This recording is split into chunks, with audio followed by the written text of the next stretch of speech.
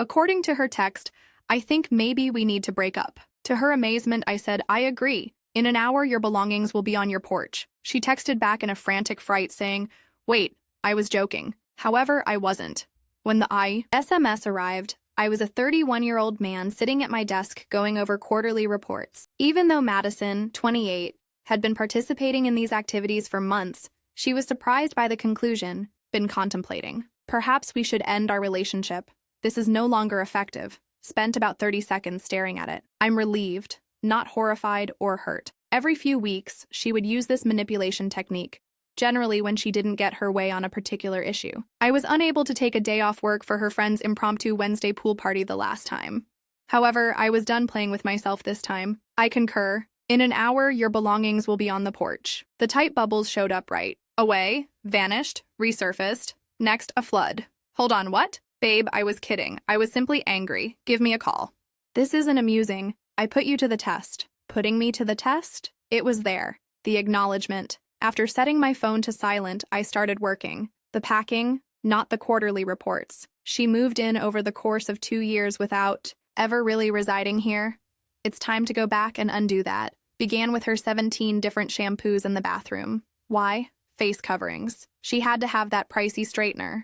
Without her belongings, the medicine cabinet appeared empty.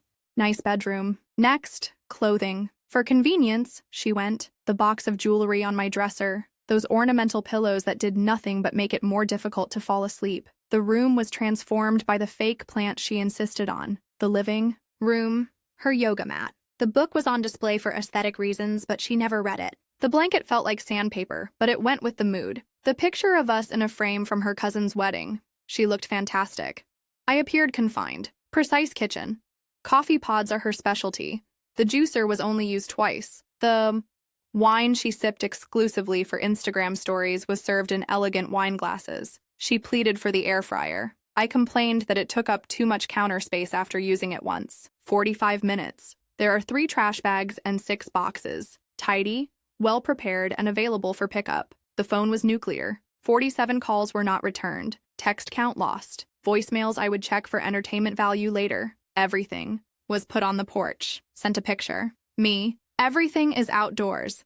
If you don't pick it up within 2 hours, it will be taken to the curb for donation pickup. This is not possible. Rent is something I pay. She didn't. Every now and again, she would help out with groceries. I mean twice every 6 months when I say occasionally. I'll be over. We are discussing this. You're going overboard.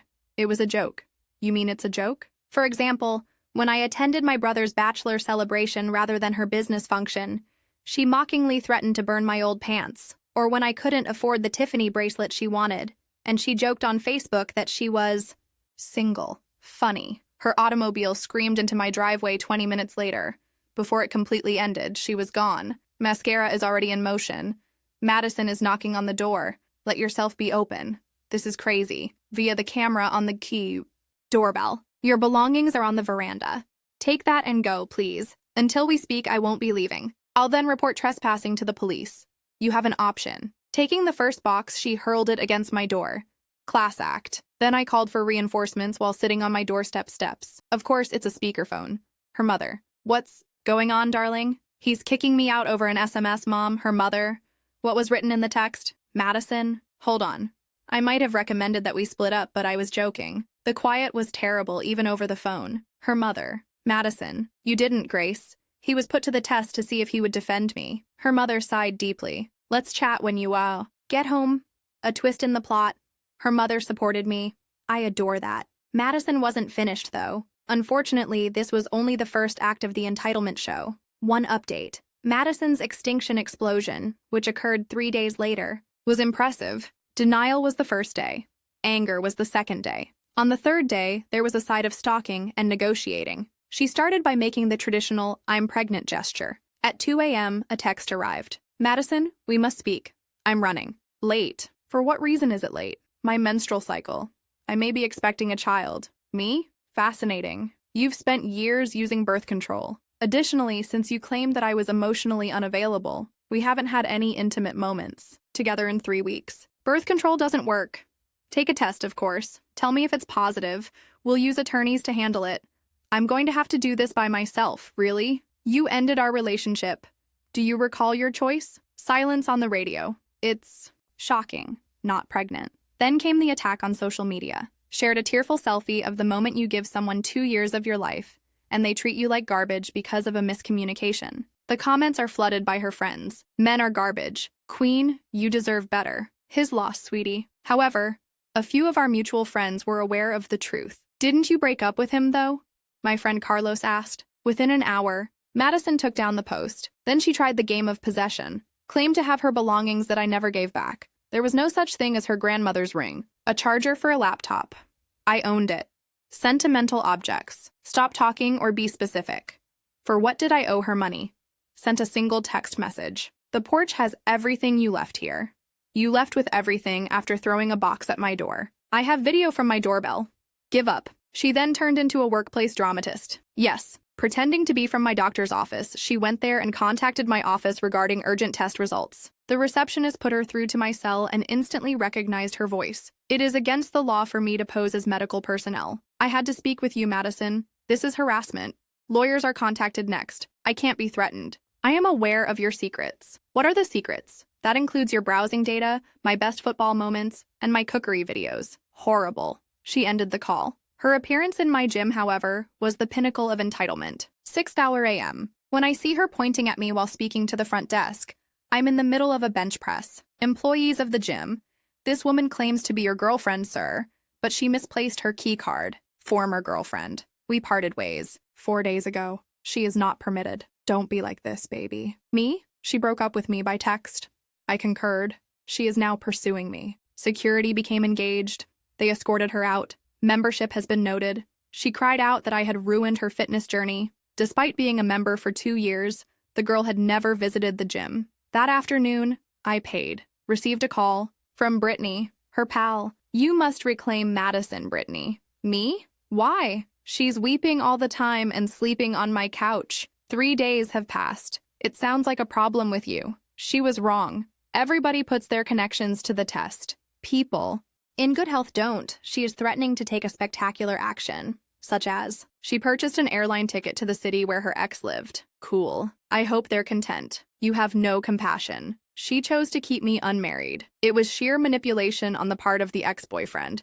She wanted me to freak out, plead with her to stay, and defend her. Rather, I ignored her and carried on with my life. The second update. When Madison's strategies failed 2 weeks later, her downward spiral deepened. The journey with the ex-boyfriend, completely made up. Fact, she visited her aunt's home 2 towns away and uploaded pictures purporting to be from a different state. Even her family was sick of the theatrics, so her cousin DM'd me with the facts. She wasn't finished, though. Oh no. To assist her in bringing me back, she enlisted the services of a life coach, a buddy who enrolled in an online course. In fact, Serena, this coach, reached out to me on LinkedIn. LinkedIn, calm down. Hello, I'm clearing negative energy barriers with someone from your past. Would you be receptive to a therapeutic dialogue around forgiveness? No. For all parties, closure is crucial. Spiritual development. I'm actually barred and spiritually closed. Madison then attempted the mutual friends strategy. Began to appear at all group gatherings while feigning surprise at my presence. A night of gaming at Carlos's house. Oh, I was unaware that you would be present. I had confirmed, so Carlos really texted her to tell her not to come. At our regular tavern, it's trivia night. How coincidental. Posted on her Instagram story about going. Saturday is beach volleyball. The cosmos continues to unite us. During my alone time, I left without having to cope with that energy. People began avoiding her every time she cornered someone to discuss our miscommunication and how I reacted too strongly to a joke. Carlos informed me that she followed several persons as they recounted the incident, becoming increasingly theatrical as she went along. In version 1, he threw me out after I made a joke. The 5th version, he made me homeless when I was expressing my feelings. Version 10, this was his plan. He desired my departure. Most likely, it was a different female. No other woman was present. My Xbox, on the other hand, was receiving more attention now that I was at peace. When she began to appear at my workplace, the danger of a restraining order materialized. Not within. That was a lesson she had learned. However, she was waiting for her lunch break outside in her car, while holding a placard that read, "Let's talk." Security took note. HR gets involved. They said they would contact the cops. Next time, I said. The following day was the next time. You can't ignore love. S said. They phoned the police. She received a warning. Although the absolute peak of entitlement was granted, I requested a restraining order. She gave me a message from her new boyfriend. Yes. She convinced Trent, a gentleman she discovered on a dating app, that I was the bad guy and sent him to face me. When he arrives at my door, this poor guy puffs out his chest. You're Madison's ex, Trent? Me? Yes. She was thrown out for no reason. She ended our relationship. I concurred. That didn't sit well with her. You were abusive, she claimed. Did she mention the restraining order? What? Showed him the police reports, the paperwork, the screenshots of her acknowledging it was a test, and the doorbell video showing her hurling boxes. Trent stood there thinking. Then, I'm sorry, bro. I was clueless. You were stalking her, she claimed. Trent, run quickly. I am all ready. I appreciate the heads up. He went out. Within 10 minutes, Madison yelled at me. Didn't respond, but Chef kissed the voicemail. It seems that I poisoned Trent against her, ruining her shot of happiness. The last update, the restraining order, was issued a month later. Madison was required to remain 500 feet from my house, place of employment, and me. After reviewing the police files, witness testimony from my office and gym, texts, and doorbell footage, the court declared, "Ma'am, you broke up with him." He agreed. The rest is harassment. I knew Madison was kidding when she claimed there had been a misunderstanding. The judge questioned why someone would make light of ending a relationship. To find out if he truly loved me, she responded. Judge, that is not communication. That is manipulation. The order was issued. Even yet, she wasn't instantly deterred. She attempted to get around it by sending letters through mutual acquaintances, having them returned unopened, having her mother call me, blocking me, making phony social media accounts, reporting and showing up at locations just as I was leaving, all of which were technically 500 feet away. When she applied to work for my company, it was the final straw. The same building, but a different department. The restraining order caused HR to report it right away. She made a discrimination lawsuit threat. Their legal staff quickly put an end to that. I heard the fallout through the grapevine.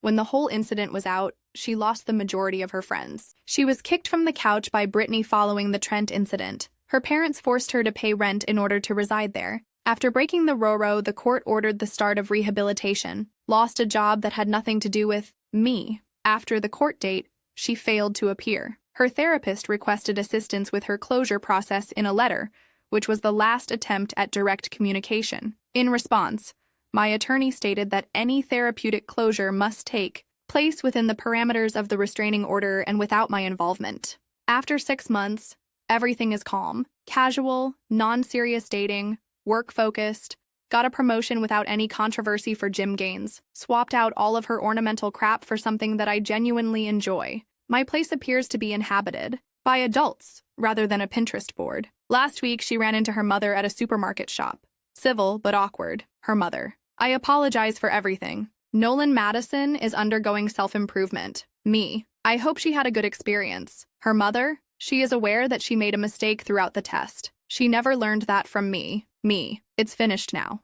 Going ahead. You're a decent man. Her mother. She had something positive. I said, take care, in the past tense. She threatened to break up with me, which put our relationship to the test. By consenting, I called her bluff. She expected me to fight, plead, or make a big show of my affection. Rather, I packed her belongings and went on. The lesson is to not allow someone to control you by threatening to leave.